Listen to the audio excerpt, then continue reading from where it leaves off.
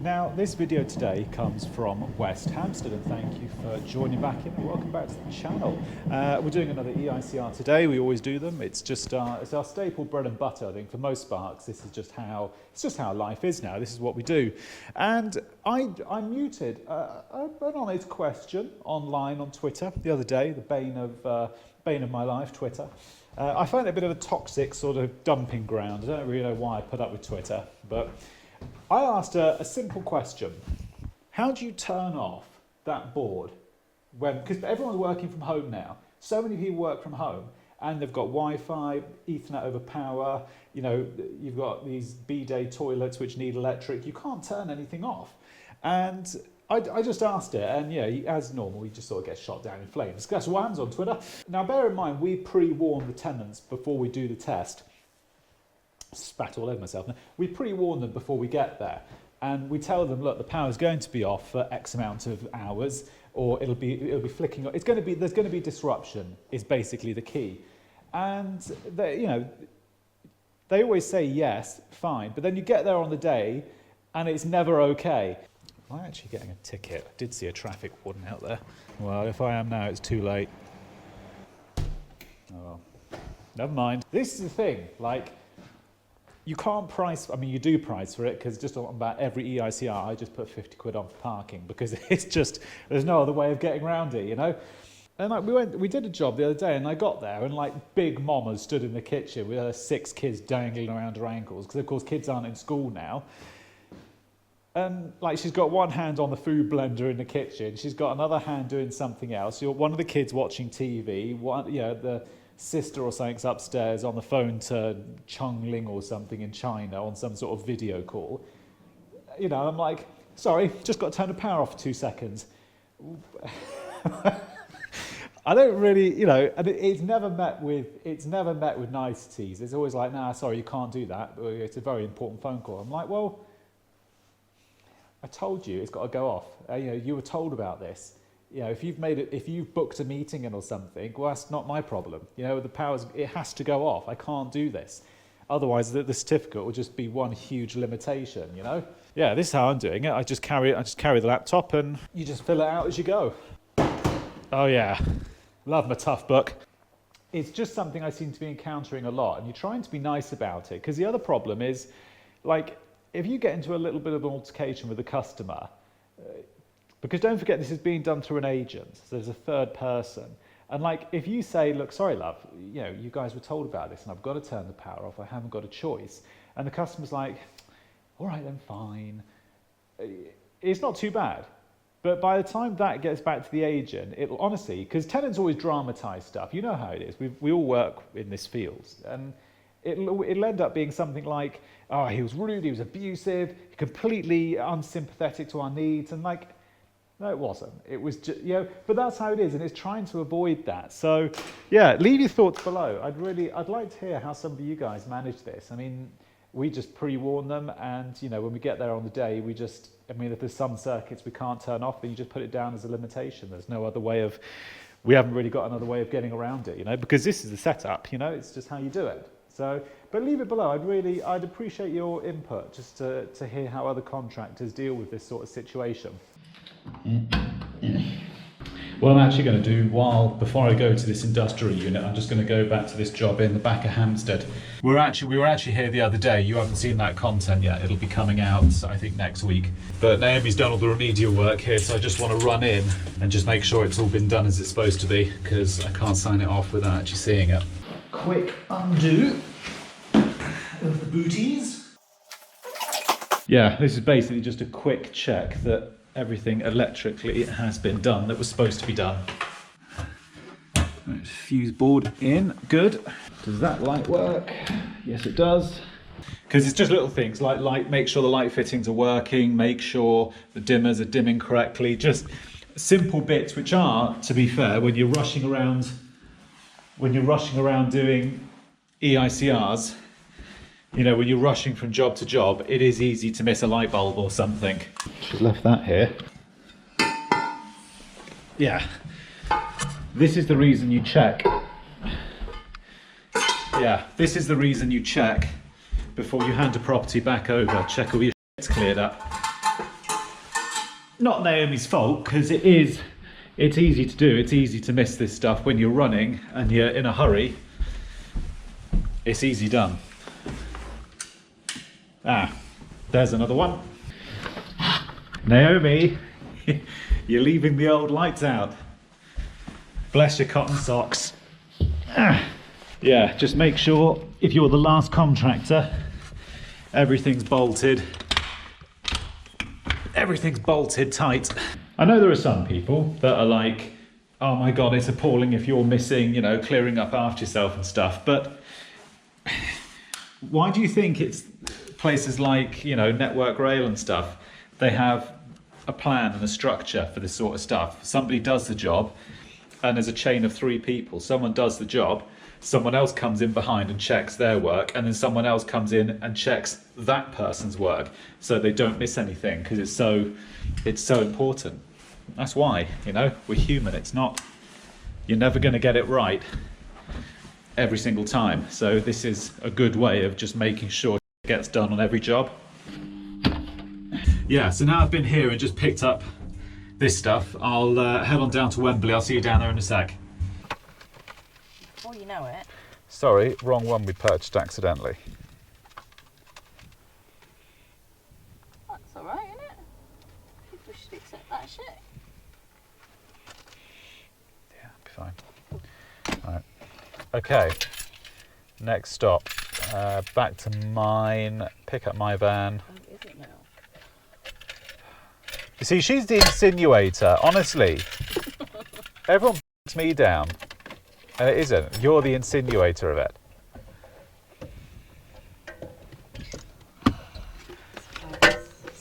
If you think we're going to carry on working together when I've got 1,000 employees, you can bugger right off. Hey, hold on a minute. Oh, he's a tiger. He's a tiger. Come, that's like a decent place for you to put your feet. As the song says, shut up and drive. Right, but we have to go via the sorting office to go and pick up a parcel which has been there for about millennia. Yeah. Okay. Yeah, it was there before the outbreak. A few inches later. I believe there's a bus. I can see in the mirror there's a big bus that way. In fact, yes, there is a big bus there. I shall wave to everybody on the bus. This is it. In London, no one cares what you do. No one could give a Scooby. Is everybody on the bus there, all staring? No one cares. We are back. This is a continuation of the video which you saw last week, which was us. We're fitting a new board in the flat literally right above, and we're in the bathroom showroom downstairs.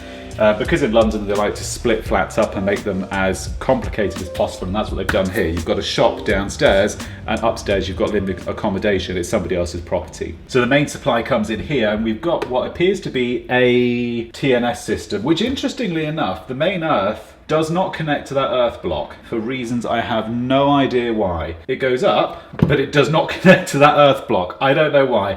I will get to that later. But basically we've got 100 amp fuse, which, yeah, we've got 100 amp fuse which does the shop, which is this board, and we've got another 100 amp fuse which is feeding the little 4mm, which you saw last week.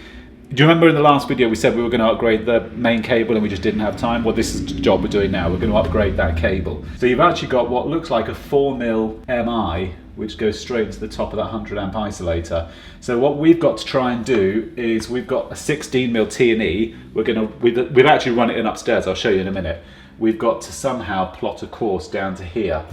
I think what we're going to have to do is we haven't got enough room to put an isolator or anything here. I think we're going to have to put it up here. I know it's not going to look great, or maybe inside this cupboard perhaps, actually, we might put it in here. Give us 5 minutes, let's plot a course, and we're back in a sec. At any point in this video, if you feel the need to subscribe and like. Let's talk. We don't have to shout and be nasty to each other. Let's engage. Let's talk to each other in a nice, polite, friendly way. Something electricians don't do all that often, I tend to find, but we can do it here. Subscribe, like. Can you even hear me, or am I just talking to myself? Yeah, I can hear you, darling. I'm here. Can you shine the light up again? Because I can still see through the hole. Shine a light. Okay, bring the rod closer towards the window, if you can. Right, I can't do that because I've got an electric meter in the way. What is it it's getting stuck on? So the gap between the false wall and I'm assuming your ceiling there, so slim and narrow that it's probably the width of the 16 mil. Did you understand that? Because I made absolutely no.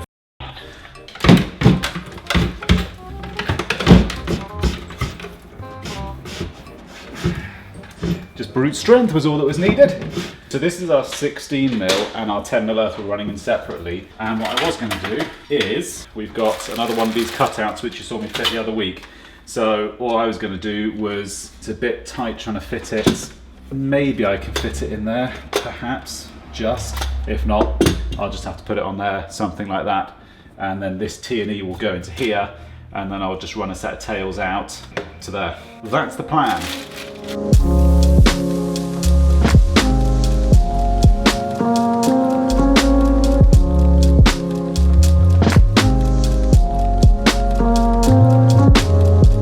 Right, that's a 16 mil T&E which has gone in. I've mounted that in there. I wanted to put it there, but this is all temporary show stuff because all of this can just be removed if they want to put that base in here or something. So I've got to put it in this little cupboard and that's the only space I've got. It does overhang a little bit. My options are a little bit limited. So I put this 16 mil T&E in. I've just put a 32 mil stuffer. It's the same up and below. 32 mil stuffer, 25 mil stuffer. While I'm doing this actually, I got these online. You get them on Amazon, like 25 quid, and they're just a pair of these cutters like that. But they're great for doing stuff like 16 mil tails, anything where, you know, your normal everyday in and out snips don't really hold up. These are brilliant.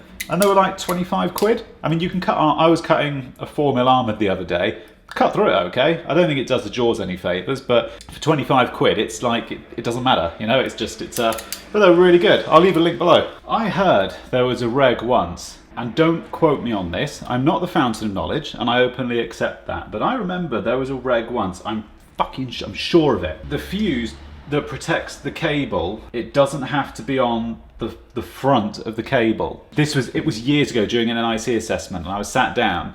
We were talking about something, and it was one of those things. He said it it was in a flow of a conversation, but I don't recall the whole guts of it. But basically, he said we were talking about something like this, where I would like to put 16 mil tails in here, but I guess you could put 100 amp fuse there. I'm sure I heard it, but actually don't quote me on how accurate, because I don't know. I just heard that the fuse protecting the cable could be on the other side of the cable, but that to me doesn't make a lot of sense. I feel kind of silly saying it, but it's just what I heard it yeah. I mean, technically, if there was like a 60, because that's what I'm putting in, it's going to be a 60 amp fuse going in there, but it's actually a 63 amp fuse. But the problem is someone could put a 100 amp fuse in there, so it has really got to be, or does it? I mean, you could add up all the breakers on the fuse board. I mean, can you realistically, that's the thing. It's only a little 2-bed flat. Can you realistically, are they going to pull more than 60 amps? They haven't even got an electric shower in there, so is it going to happen? Probably not. In fact, yeah, fuck it. I'm just going to put 16 mil tails in. It's a 2-bedroom flat. They're not going to be pulling huge. They're not going to be pulling. No, Tom, put 25s in, because otherwise everybody will moan. A few inches later. Right, what I have learned in this exercise is that was not made by somebody whoever fitted it afterwards. They just made it and sold it. No one ever tried to fit it. Sorry, I'm listening to my own show. Fix. Thursday, 6 to 7. Anyway, I don't want to hear myself talk. Right, that is it in. I can assure you that is level. It's just all of this is on the piss, but I can assure you that is level. Yeah, tails have come out, pop them in. Earths have gone in, happy days, and then in there is just the 100 amp main switch and a 63 amp cartridge due for Jasper. Labelled it sub main upstairs flat, happy days. Right, I'm going to put this all back in, hoover up and get the vans out the front. There was something very important I wanted to say. Stuffing glands, that was it. It's a nice tub, isn't it? That is quite I quite like it. Nice. It's a bit, can't think of the word, but I like it. I'll never have one, I'll never be able to afford one. Right, the point of this, right, just quickly before I pack up, right, stuffing glands, right? I bought some 25 mil stuffing glands from the wholesaler. Now, you don't think anything of it, you just go in, you buy stuffing glands, right? That is a 25 mil stuffer. I then went to another wholesaler and asked, because I needed some more. So I went in, got some 25 mil stuffers, and I got those. Exactly the same, they've got a 25 mil entry, yeah? But the size, the difference in capacity is unreal, and they're both 25. They both fit. No, hang on. And I just basically start all that again. That was a 32. Fucking idiot. This is the gland I was on about. That's a 25. Right, I've now got two of the same gland. Fuck, hang on. Right, now we're getting there. That is a 25mm gland, but that's also a 25mm gland. The actual sizing of them is just really weird. So there's more than one, just because you order a 25mm gland or a 20mm gland, the internal diameter it varies between glands is what I'm saying. So just check when you buy, if you need like a really big capacity, you've got to ask for it. And I actually didn't know that because I went online and you can get a 20mm stuffing gland, but the internal capacity, you can have varying sizes. I did not know that. But I do like these sorts of, that was the other thing I meant to talk about. I've got so much to talk about. Cherry picker purchased. Well, purchased. I pick it up end of January, apparently. I am quite nervous, but Sortimo, they're in. And I've got to, once I pick it up, I've then got to go up to Sortimo in Manchester to get it racked out. So you'll see the same thing again. You know, when I had my last two vans done, well, this one's going to have the same thing. Done. Actually, no, I've got to put everything back in yet. All right, 2 minutes, let's put it all back in. Sorry, we've just finished and we're just packing all the tools up. But you know, we were talking, I showed you that office space, which I was looking at getting. The one that everyone was poo-pooing and said you get broken into every single day, yada, yada, yada. Well, I've learned in the comment section not to take too seriously what people say, because what I've noticed a trend, right? If somebody puts a comment, for instance, saying, I don't know, that's a terrible place, it's really bad and you're going to get broken into all the time. Somebody else will read it and they may never have even seen the place. They'll just put, oh yeah, it's absolutely true. And then you get like 50 people saying the same thing. So I don't listen too hard into it. But one I was looking at was just over here. We're actually in Fulham at the moment. And there's that one there, Patterson Wood. And I thought, what a beautiful place that is. That one over there on the corner. Something like that I think is such a, I think they're developers. Oh, sorry, Nom's here. But I thought it's such a, the way they finished that, I thought was they've done it themselves, they're builders. But it's so beautifully done. But something like that was what I was after.